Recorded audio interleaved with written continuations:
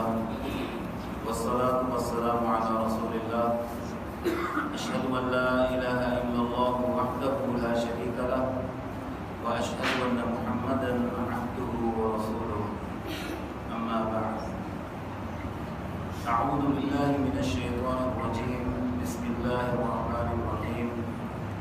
يا أيها الذين آمنوا اجتنبوا كثيرا من الظن إن بعض الظن إثم ولا تجسسوا ولا يغتب بعضكم بعضا أيحب أحدكم أن يأكل لحم أخيه ميتا فكرهتموه واتقوا الله إن الله تواب رحيم يا أيها الذين آمنوا اے ایمان والو اجتنبوا کثیرا من الظن اپنے آپ کو بہت زیادہ گمان کرنے سے بدگمانیوں سے بچاؤ ان بعض الظن اثم یقیناً بعض گمان وہ گناہ کے کام ہیں ولا تجسسوا اور جاسوسی نہ کیا کرو ولا یغتب بعضکم بعضا اور ایک دوسرے کی غیبت نہ کیا کرو ایحب احدکم ان یأکل لحم اخیہ میتا کیا تم میں سے کوئی شخص پسند کرتا ہے کہ اپنے مردہ بھائی کا گوشت کھائے فکرہتموہ اس کو تم ناپسند کرتے ہو واتقوا اللہ پھر اللہ سے ڈرتے رہو ان اللہ تواب رحیم یقیناً اللہ تعالیٰ توبہ قبول کرنے والے اور رحم کرنے والے ہیں عزیز بھائیوں اللہ تبارک و تعالیٰ کے ہمارے اوپر بہت بڑے احسانات ہیں انعامات ہیں انعامات سے مراد صرف یہ نہیں ہوتا کہ انسان کو دنیا کی فراوانیاں ملی ہوئی ہوں دنیا کے اندر بنگلے کوٹھیاں کاریں نوکر چاکر ہوں بلکہ انسان کا اپنا جسم چلنے کے لیے اس کو پاؤں اور اس کے پکڑنے کے لیے ہاتھ اس کے دیکھنے کے لیے آنکھیں سننے کے لیے کان سوچنے سمجھنے کے لیے دل و دماغ اور بات کرنے کے لیے زبان یہ اللہ تبارک و تعالیٰ کی بہت بڑی نعمتیں ہیں اور اس کے متعلق رسول اللہ صلی اللہ علیہ وسلم نے فرمایا اللہ تبارک و تعالیٰ ضرور سوال کریں گے پوچھا جائے گا ثم لتسألن يومئذ عن النعيم اس دن قیامت کے دن جب جہنم سامنے ہوگی رب کے عذاب کو لوگ اپنی آنکھوں سے دیکھ رہے ہوں گے یقین آ چکا ہوگا اس دن ان کا رب ان سے اپنی دی ہوئی نعمتوں کے متعلق سوال کرے صحابہ کرام رضوان اللہ علیہ مجمعین نے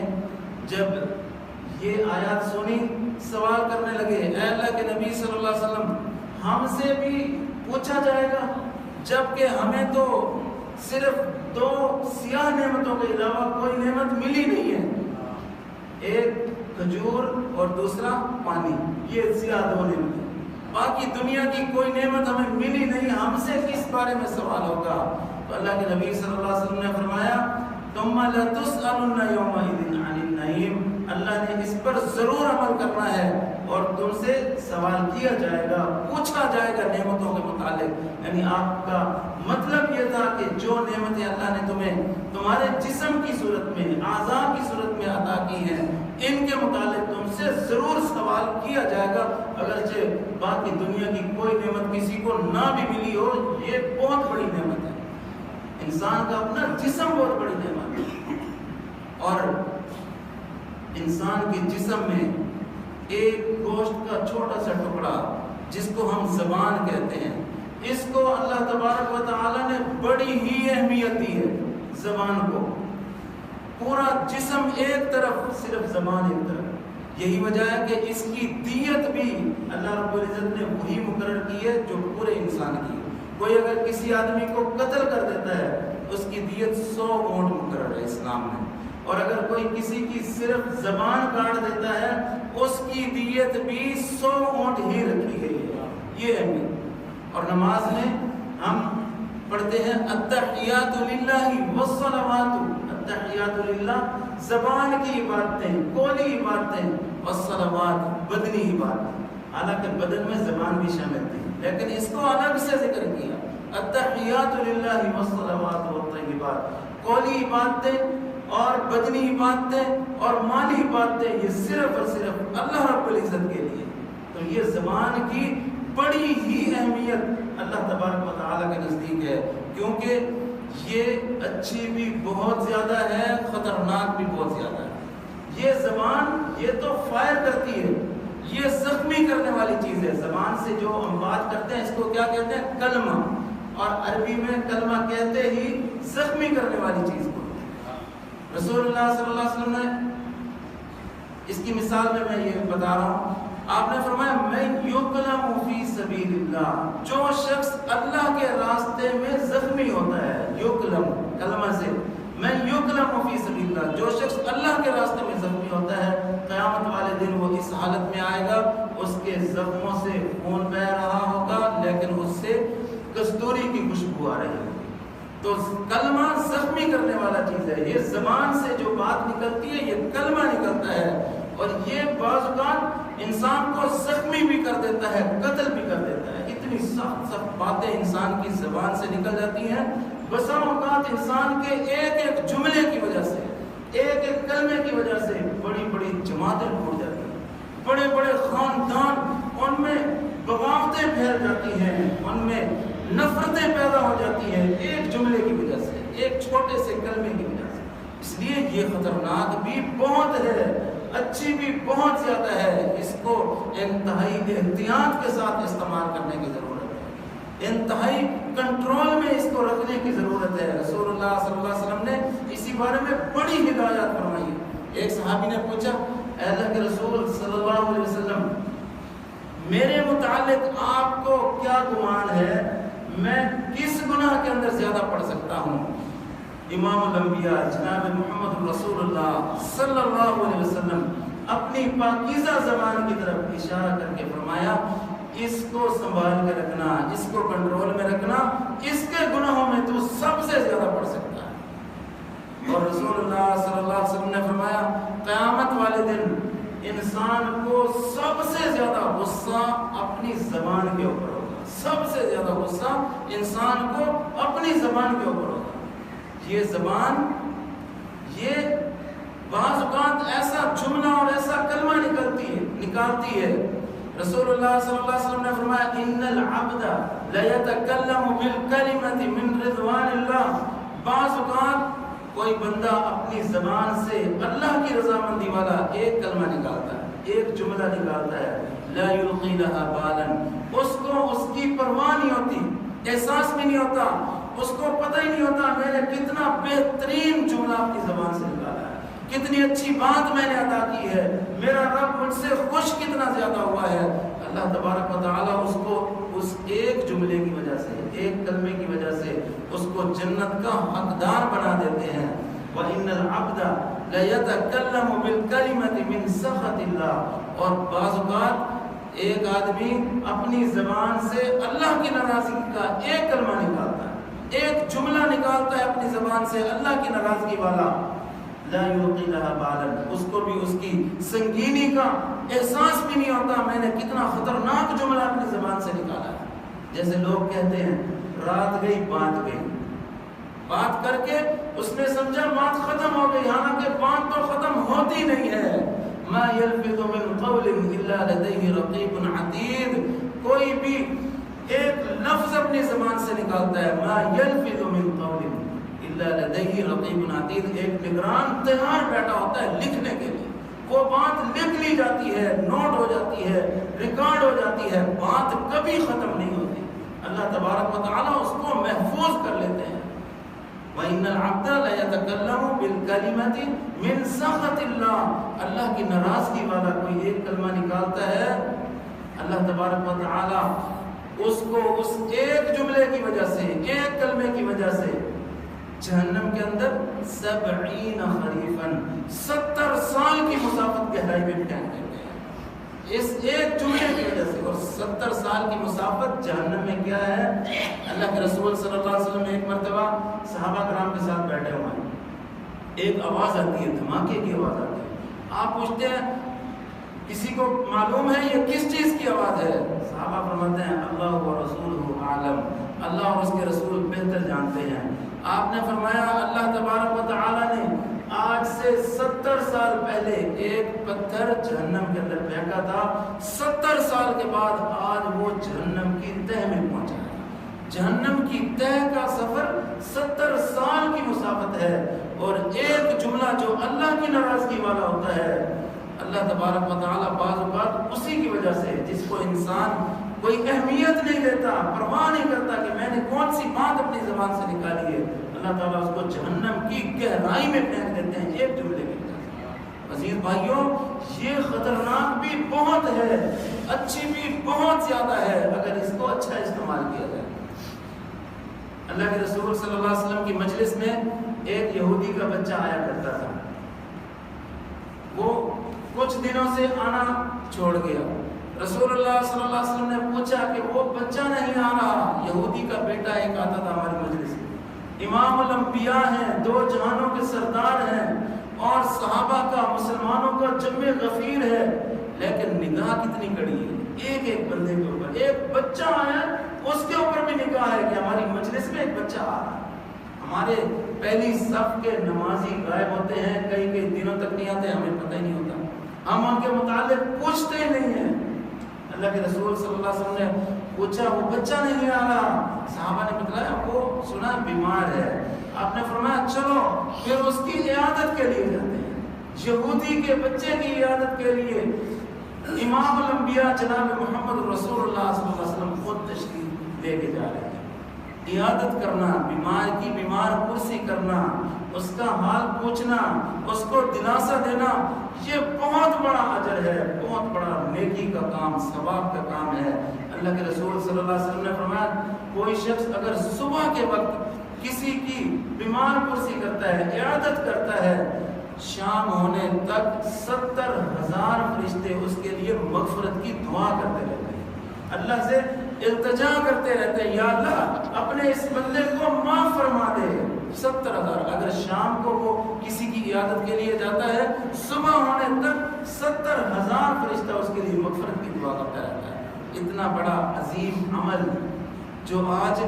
ہمارے اندر مفقود ہو چکا ہے۔ اللہ کے رسول صلی اللہ علیہ وسلم یہودی کے بچے کی عیادت کے لیے تشریف لے گئے، دیکھا اس کی حالت بڑی نازک ہے، موت کے قریب ہے۔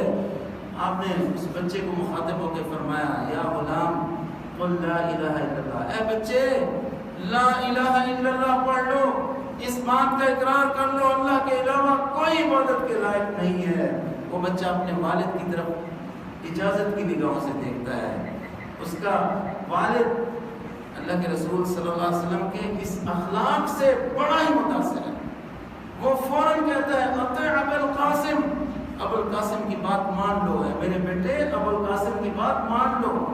عزیز بھائیوں، کسی کو دعوت دینے کا سب سے بہترین طریقہ یہ ہے ہم اس کے دکھ درد کے اندر شریک ہوں،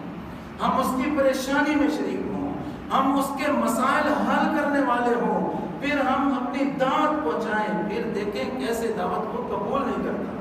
پھر آپ کی وہ بات ٹھکرا نہیں سکتا۔ یہودی کتنے مخالف اسلام کے،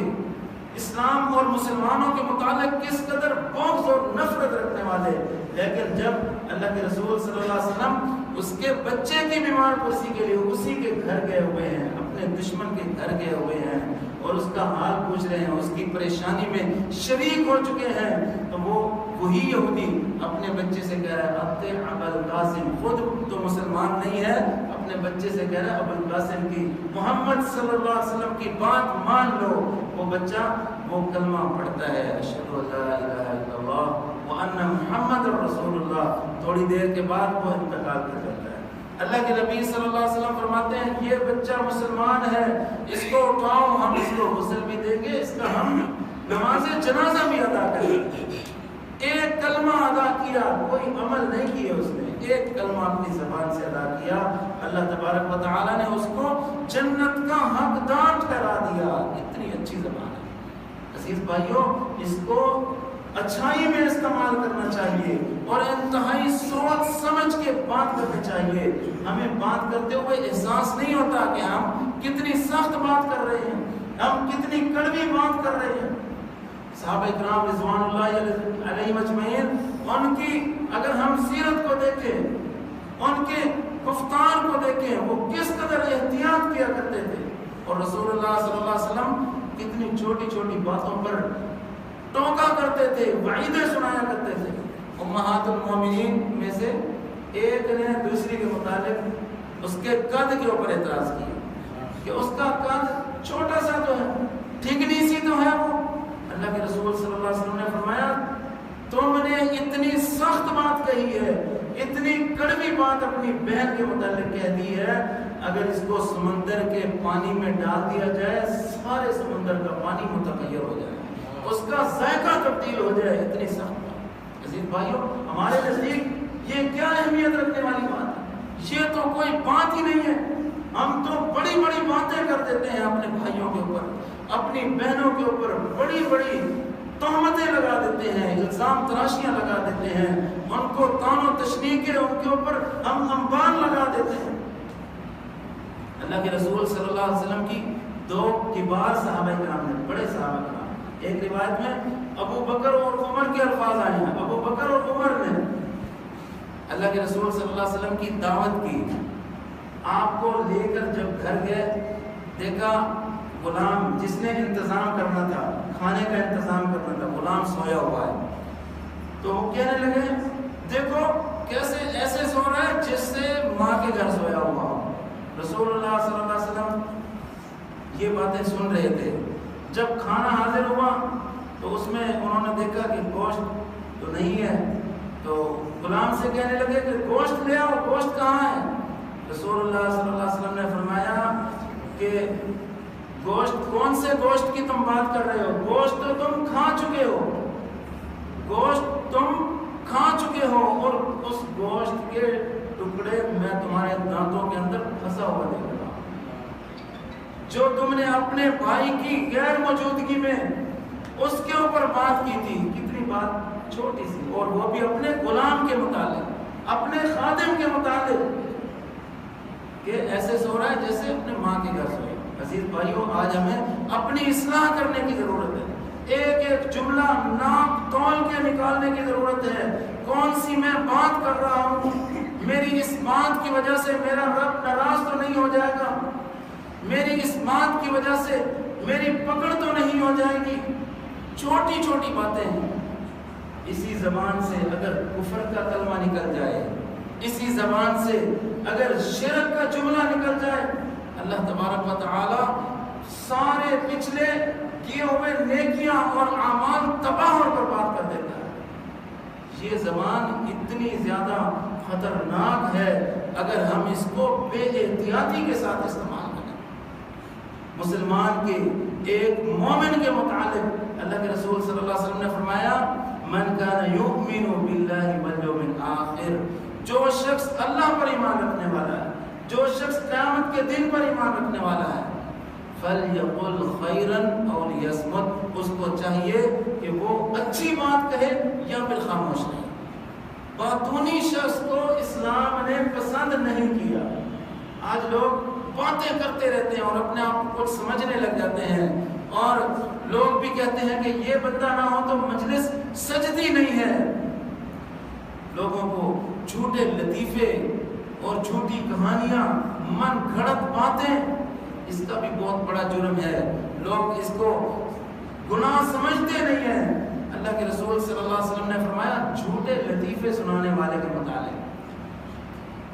آپ نے فرمایا فویل الذی یحدث بالحدیث لیضحک بہ القوم فیکذب، اس شخص کے لیے تباہی اور بربادی ہے، ہلاکت ہے اس شخص کے لیے جو صرف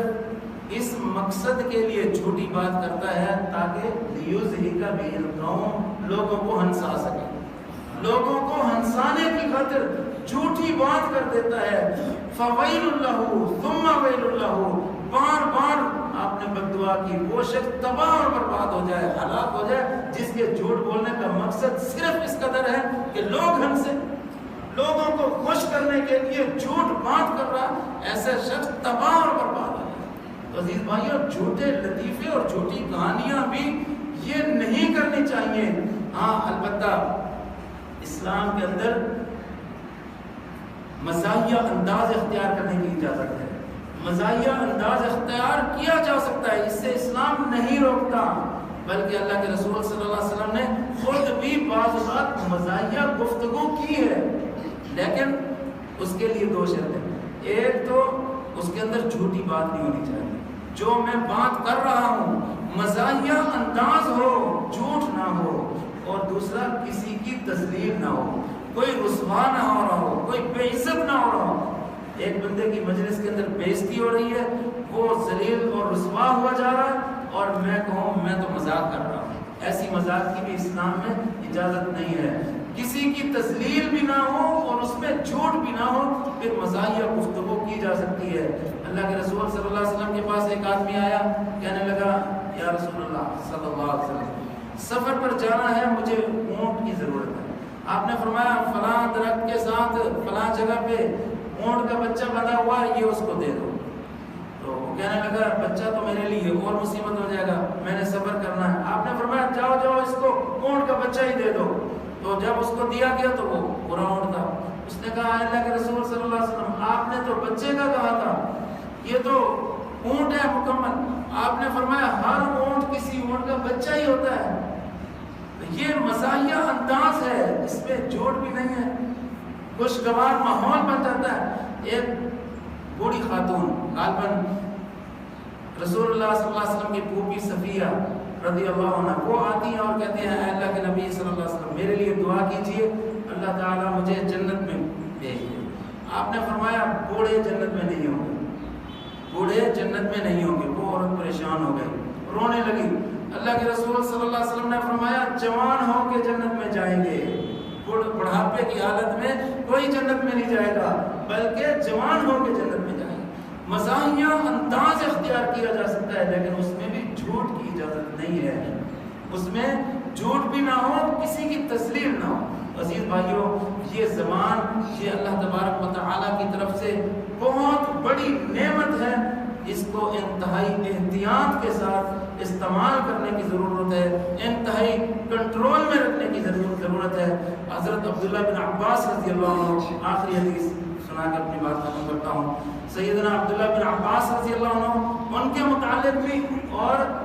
سیدنا ابو بکر صدیق رضی اللہ عنہ کے متعلق بھی یہ حدیثیں آتی ہیں کہ وہ اپنی زبان کو پکڑ کے ایک مرتبہ کھینچ رہے تھے۔ ساتھیوں نے کہا کہ حضرت یہ کیا کر رہے ہیں آپ اپنے آپ کو سزا دے رہے ہیں؟ انہوں نے کہا کہ ہاں میں اپنی زبان کو سزا دے رہا ہوں، سمجھا رہا ہوں کہ تو کنٹرول میں رہا کر، قابو میں رہا کر، اس نے مجھے بڑی جگہوں پہ پھنسایا ہے، میں اس کو سزا دینا چاہتا ہوں، اس کو میں سمجھانا چاہتا ہوں۔ اتنے بزرگ صحابہ اکرام وہ تو زبان کا اس قدر خیال رکھیں ہیں، اور میں اپنی زبان کا خیال نہ رکھوں اور اپنی تعریف کروانے کے لیے مجلس کے اندر جھوٹی کہانیاں، جھوٹے لطیفے اور اپنے آپ کو باطونی ظاہر کرتا رہوں، یہ ایک مومن آدمی کی صفت نہیں ہے۔ مومن آدمی کم بولتا ہے لیکن خیر کی بات کرتا ہے، یا پھر وہ خاموش ہی رہتا ہے۔ اللہ رب العزت سے دعا ہے اللہ تبارک و تعالی ہمیں اپنی زبان کی حفاظت کرنے کی توفیق عطا فرمائے۔ وما توفیقی الا باللہ العلی العظیم۔ السلام علیکم۔